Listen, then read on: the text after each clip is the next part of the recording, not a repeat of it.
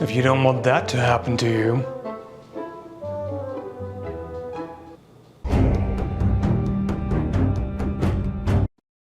By the way, this is yet another example of why you shouldn't believe anything you see on the internet without fact-checking in depth. Ain't nobody got time for that. That's not what Fisto actually said in the comic.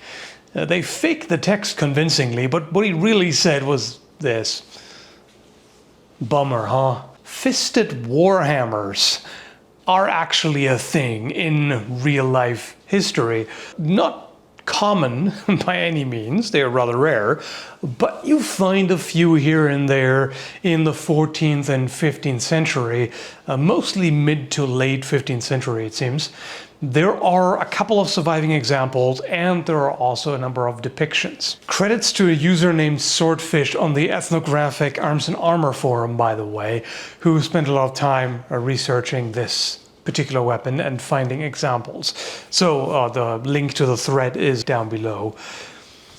These seem to be usually made of bronze, but some actually have a dagger blade made of steel or iron.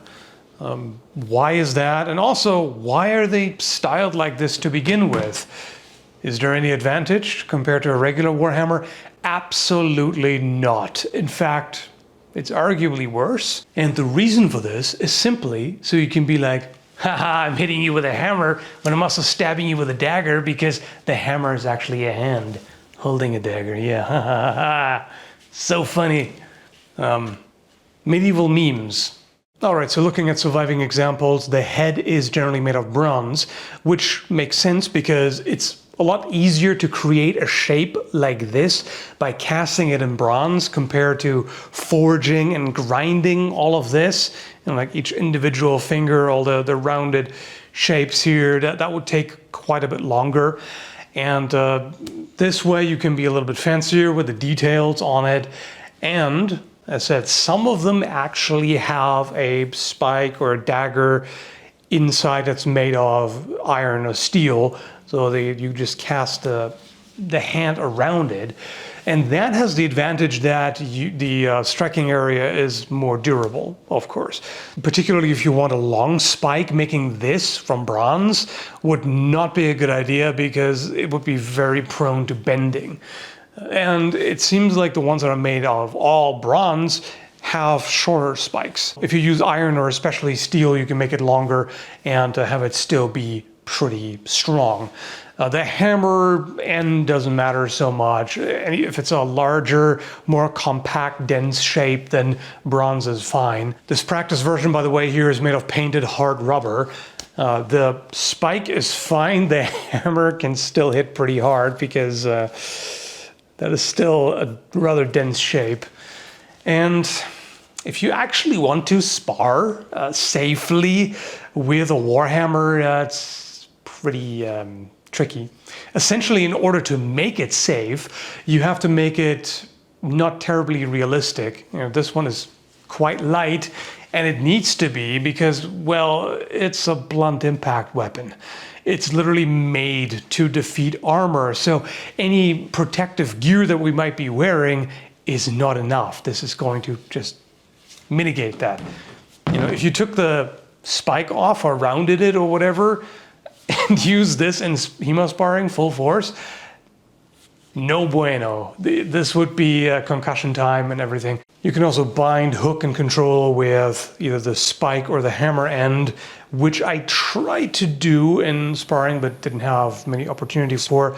This is also, of course, not a weapon that I've practiced with a whole lot or hardly at all. In terms of use, there's not a whole lot to say because it's the same thing. It's a hammer with a war pick, basically, or bec de faucon or bec de corbin, whatever you want to call it. Crow's beak, raven's beak, things like this.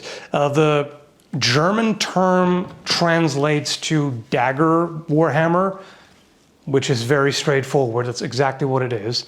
It's a, I mean, in this case, this one here in particular is not shaped like a dagger, but you know, pick warhammer, fisted warhammer, whatever you want to call it. It's just a particularly fancy form. It's the same thing otherwise. There is something very similar in India, the fakir's crutch, apparently used between the 16th and 19th century. This was a response to banning the carrying of weapons. That always goes well, doesn't it? Everybody's just going to comply. Oh no, they don't. So this is an all-metal walking stick.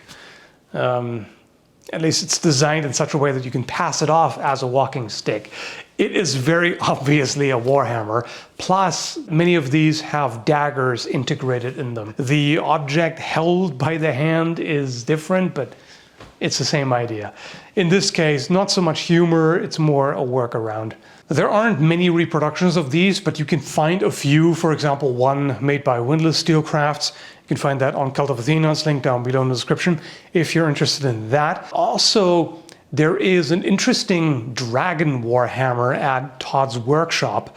It's not a fist, but it's also the same kind of idea. It's something fancier and somewhat humorous. It's based on an original from Venice, and it looks like straight up fantasy. It's pretty cool, actually. You do find every now and then actual weapons in history that could just as well be fantasy, and they aren't too far off from things you see in various video games and whatnot.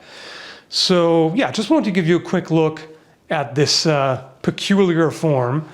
I hope you found it interesting. Thanks for watching, and I'll leave you with some more sparring footage in case you're interested, just for fun.